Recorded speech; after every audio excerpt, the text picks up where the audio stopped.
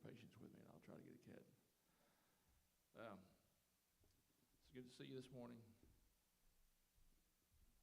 Let's go to prayer. Remember Marie in the nursing home. Pray for those ministering elsewhere. And I'm sure Brother Brian and Sister Jessica want us to continue to pray for them and their work. And let's pray for this country. We are in a very critical time of decision. And we need enough folks to make the right choice, don't we? All right. Any other needs?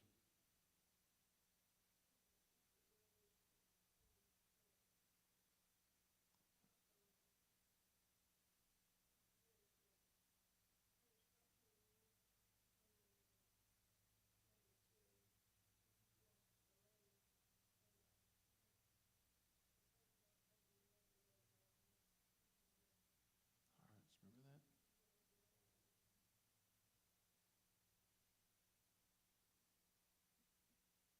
Any others? Pray for Sister Grace as well. She was sick and throwing up the other day is what I was told, so let's remember her as well. I'm sure we've all got lost loved ones, unspoken requests. Let's gather around the altar this morning and take these needs to the Lord.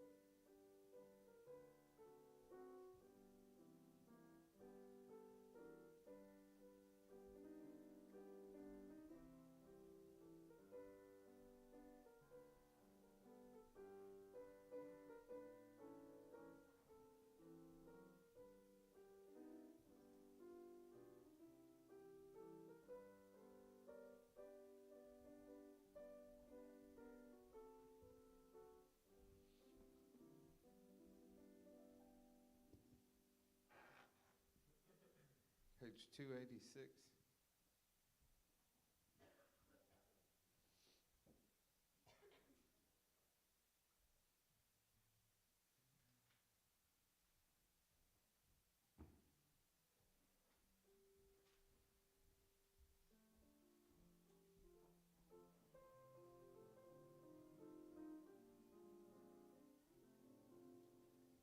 I'm in the way, the bright and shining way.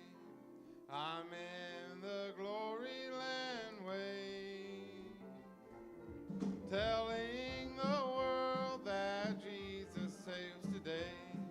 Yes, I'm in the glory land way. I'm in the glory land way.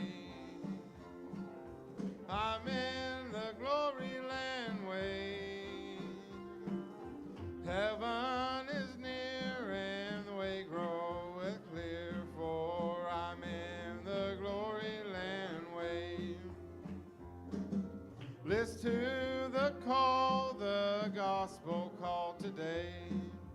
Get in the glory land way. Wonders come home, oh, hasten to obey and get in the glory land way. I'm in the glory land way. I'm in the glory land way. Heaven is near and the way groweth clear, for I'm in the glory land way. Onward I go, rejoicing in his love. I'm in the glory land way. Soon I shall see him in that home above. Get in the glory land way. I'm in the glory land way. I'm in the glory land way. Heaven is near and the way groweth clear, for I'm in the glory land way. I'm in the glory land way. I'm in the glory land way. Heaven is near and the way groweth clear, for I'm in the glory land way. Onward I go, rejoicing in his love. I'm in the glory land way. Soon I shall see him in that home above. Oh, I'm in the glory land way. I'm in the glory land way. I'm in the glory land way. Heaven is near and the way groweth clear, for I'm in the glory land way. I'm in the way, the bright and shining way. I'm in the glory land way. Telling the world that Jesus saves today. Yes, I'm in the glory land way. I'm in the glory land way. I'm in the glory land way. Heaven is near and the way groweth clear, for I'm in the glory land way. I'm in the glory land way. I'm in the glory land way. Heaven is near and the way groweth clear, for I'm in the glory land way.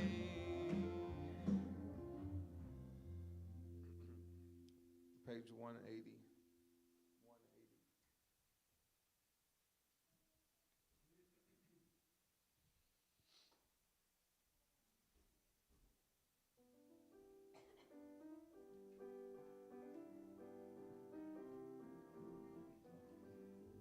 There's a happy land of promise over in the great beyond, where the saved of earth shall soon the glory share, where the souls of men shall enter and live on forevermore.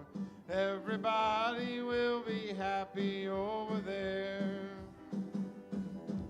Everybody will be happy, over there. We will shout and sing God's praises. Everybody will be happy over there. Mothers, fathers, sisters, brothers will be singing round that throne, in that land where no one ever knows a care.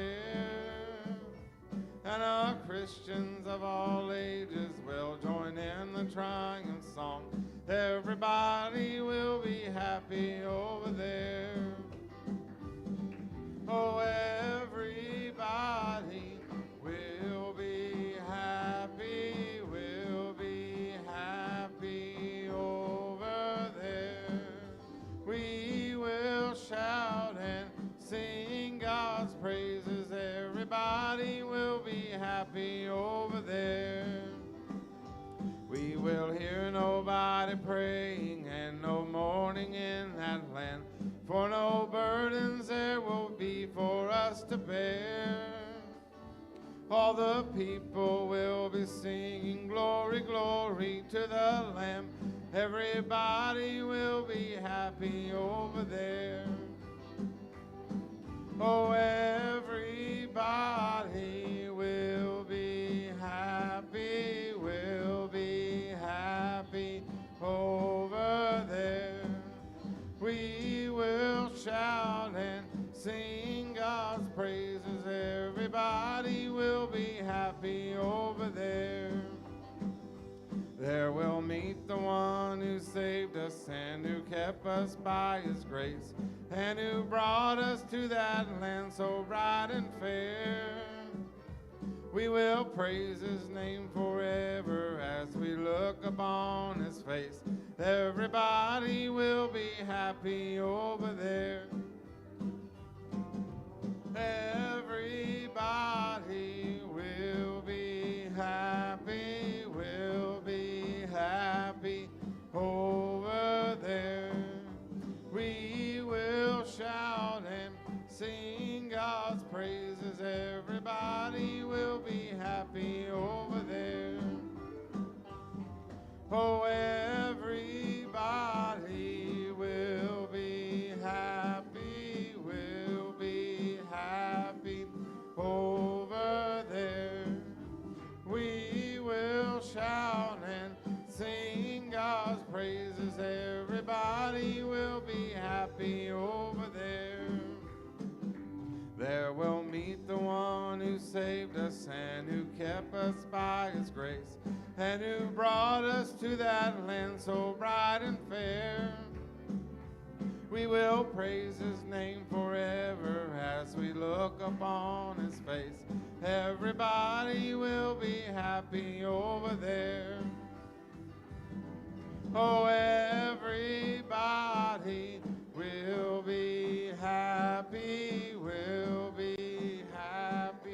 over there. We will shout and sing God's praises. Everybody will be happy over there.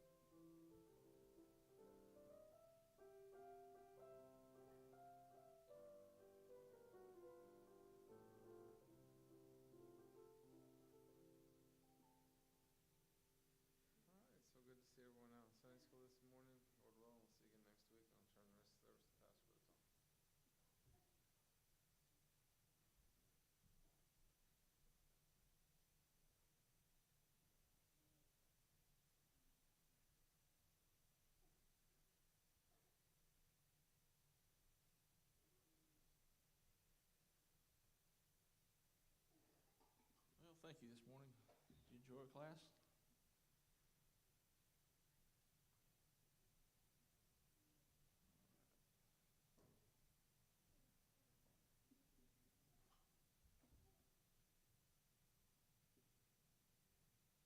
All right, Acts chapter 12. Acts chapter 12.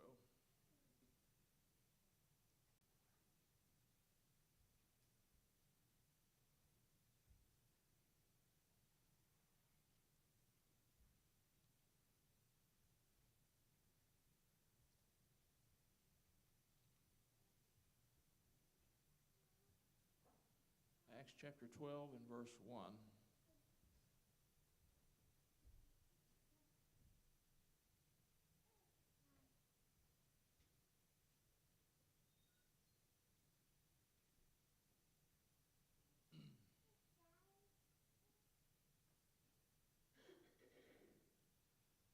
Now about that time, Herod the king stretched out forth his hands to vex certain of the church, and he killed James, the brother of John, with a sword.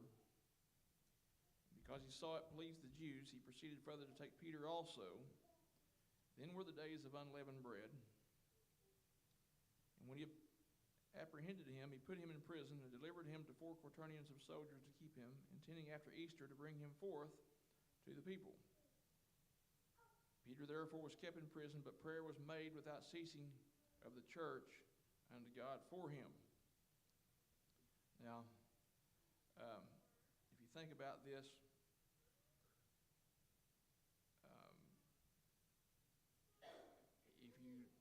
if this was the local individual church, you would have, they say they had taken me and killed me, and then they got Brother Derek and put him in prison. Or if you take a little bit, the area churches, they had taken me or Brother Darrell Brewer or Brother Leon Rich and killed us, and one of the other pastors they had put in prison. It's kind of, a little bit beyond any type of, we don't really wrap our minds around what it would have been like to be in these situations. So, verse 6, and when Herod would have brought him forth, the same night Peter was sleeping between 2 soldiers, bound with 2 chains, and the keepers before the door kept the prison. Behold, the angel of the Lord came upon him, and a light shined in the prison.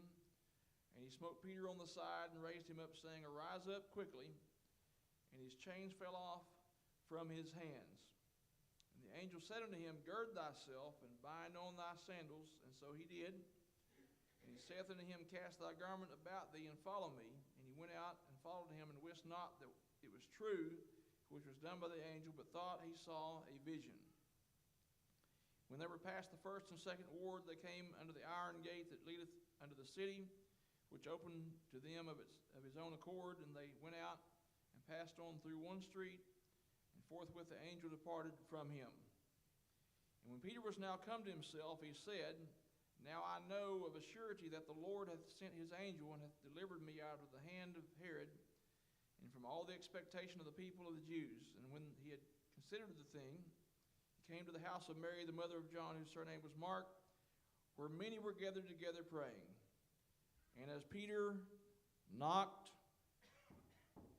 at the door of the gate, a damsel came to hearken, named Rhoda. And when she knew Peter's voice, she opened not the gate for gladness, but ran in and told how Peter stood before the gate. And they said unto her, Thou art mad. But she constantly affirmed that it was even so. Then said they, It is his angel. But Peter continued knocking. And when they'd opened the door and saw him, they were astonished. How many surprised to see Danny come out that door? Peter come out the door. Or in the door. But he, beckoning unto them with the hand to hold their peace, declared unto them how the Lord had brought him out of the prison. And he said, Go show these things unto James and to the brethren. And he departed and went into another place. Now, as soon as it was day, there was no small stir among the soldiers what was become of Peter. When Herod had sought for him and found him not, he examined the keepers and commanded that they should be put to death. And he went down from Judea to Caesarea and there abode. And it wasn't long after that the Lord smote him, and he died and was eaten of worms, which is what he deserved. All right, I said it. Thank you for standing. So the church, I want to preach this morning from Acts chapter 12, verses 13 through 16. Peter knocked, and he continued to knock. I want to preach that you need to answer the knock. Answer the knock. The church assembled at the home of Barnabas' sister, Mary, who was also John Mark's mother. They were praying around the clock for Peter's deliverance, and there was nothing blissful about their unawareness that Peter had been miraculously brought out of prison. They were in earnest travail for his life. And Peter was a veteran by this time. He wasn't the same man that he had been before the day of Pentecost. He wasn't the same man that he had been before Jesus restored him. And so he was a veteran by this time, either so much at peace with God, or so exhausted, or so full of faith, or so resigned to whatever would happen, or some combination thereof, that he was able to sleep while chained between guards with two chains. And when the angel tapped him awake, hit him on the side, wake up, and his chains fell off, he also made a statement that reminded Peter that it wasn't time for him to die yet, because he was still able to dress himself. And this hearkened to the prophecy that Jesus had for him, that he would eventually have to have someone else to dress him and lead him. And since that hadn't happened, since he wasn't old enough, he's still able-bodied, it wasn't his time to die. Jesus said to Peter, "When thou art old, another will gird thee, and bind thy sandals on, and another will gird thee and lead thee about." And so this is a reminder. When the angel said, "Get yourself dressed," the angel didn't put his shoes on for him. He didn't help him get dressed for him. He said, get dressed, gird yourself, put your sandals on. He's saying, Peter, remember what Jesus said, it's not your time yet. And so being led to safety, Peter gathered his wits, realizing that what had happened was not a dream. Now, how many times have you had a wonderful dream and woke up to find it wasn't reality? Last night I dreamed that I was at a concert, and probably somewhat because we talked about going and wound up not going to the 8th Street homecoming. But I dreamed I was at a concert. I believe they were one of those there singing. And after it was over with, Brother Laverne came walking out, and all happy to see me and to shake my hand. Well, I mean, as you know, Brother Laverne he's not only not sitting where Brother Justin's sitting this morning, he's also not in the nursing home, because his body's in the grave over here at the cemetery, and we believe that his soul is with Jesus. Praise God. But that's not what happened to Peter. He woke up and it was reality. And he had to decide what to do and where to go. So he must have known that there would be church members at this house, and determined to go there. And when he got there, it was a long time before anyone would answer the door. They just couldn't believe that what they prayed for could be true. Their prayers had been answered, but they hadn't the faith to answer the knock. God had already answered their prayer, but they didn't even realize it. And so this first half of my message is to the believer this morning. Be ready to answer the knock. Believe it when your prayer is being answered. Expect it to be answered. I suppose the church must have been praying for Peter to win a legal release from jail, but God gave him a supernatural release that left no doubt about who was in charge. Herod could have got credit. Somebody else could have got credit if he had won a legal victory and got released from jail. But when God delivered him, there was nobody else to take credit for that. When the angel came, the way God did it, there was no one else that could take credit for it. They knew it had to be God. And sometimes our prayers get answered in ways that we don't expect. That doesn't mean we should ignore the knock when they are. God may be trying to answer your prayer, and you're trying to not let Him answer it the way He wants to answer it. Let God answer your prayer the way He wants to. Answer the knock when He does. But there's another knock. Revelation chapter 3 and verse 20, He said, behold, Jesus said, behold, I stand. And He was talking to a backslidden church. He said, behold, I stand at the door and knock. If any man will open the door, I will come into him and sup with him. And he with my Father and I will sup with him, and he with me. And so this is a knock. There's a knock for the backslidden and the unbelieving. The knock of Jesus on the heart's door. And this is a knock with a dual promise. If you do, wonderful fellowship, blessing, and peace. If you don't, an ominous future. And everything that matters depends on how you answer this knock. Heaven or hell are dependent on how you answer the knock of Jesus. When He says, behold, I stand at the door and knock. So I want to tell you, to the church, answer the knock of answered prayer. To the unbeliever, answer the knock of Jesus on your heart's door. And if you haven't, stand this morning. If you haven't, if you've not responded, if sometimes you're lying awake at night and you're thinking, I don't know what would happen to me if I never got up tomorrow morning. You ever done that? There was a time in my life when I really, I couldn't, I wasn't comfortable with that.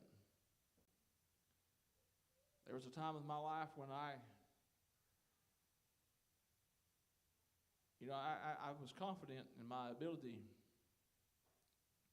to physically protect myself if I was awake. Even as a 12, 13 years old, I was perhaps a little overconfident, but I felt like I could take care of things if I was awake. But what I was worried about is if I wasn't. There was not a peace there.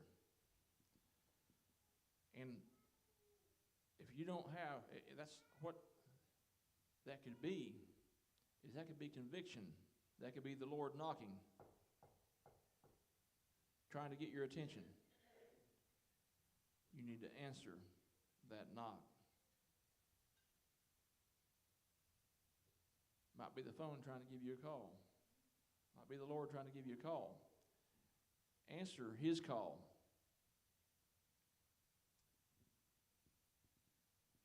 Answer the knock.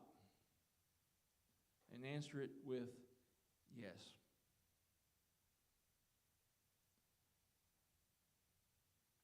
He's knocking at your door. Can't you hear Him?